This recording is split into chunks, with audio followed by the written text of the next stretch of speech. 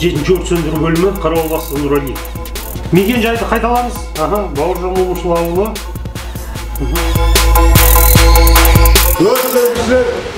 Бүгінгі сабақтың тақырыбы медициналық дайындық бойынша зақымдалған алма адамдарға көмек көрсету.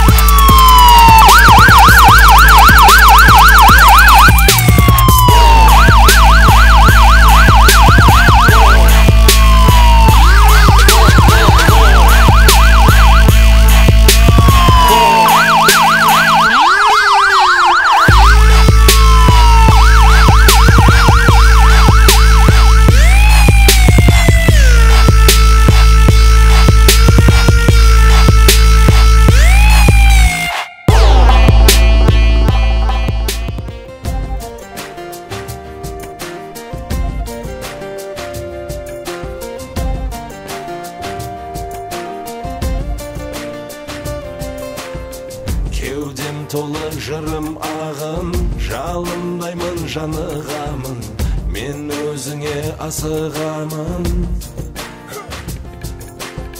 Алыстама жасыл бағым, сағынғанда қасыңдамын, әсем ауылым.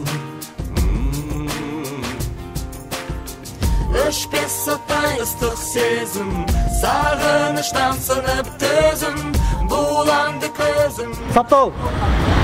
Түзел! Тік тұр! Назар солға! Қандай шырын сезім, туған жерім менің, оданым бұл елім. Туған жерім менің, думандағы елім. Қандай шырын сезім. Кіріңіз! Жол алаңы нөмір 7-ші өрт сөндіру бөлімі жеке құрамы Жамбыл аудандық нөмір 6-ші өрт сөндіру бөлімінен құтқару эстафетасы қабылдап, құтқару эстафетасы сапқа тұрғызды. Баяндап тұрған бөлім бастығының орынбасары Кайыпов. Еркін тұрыңыз.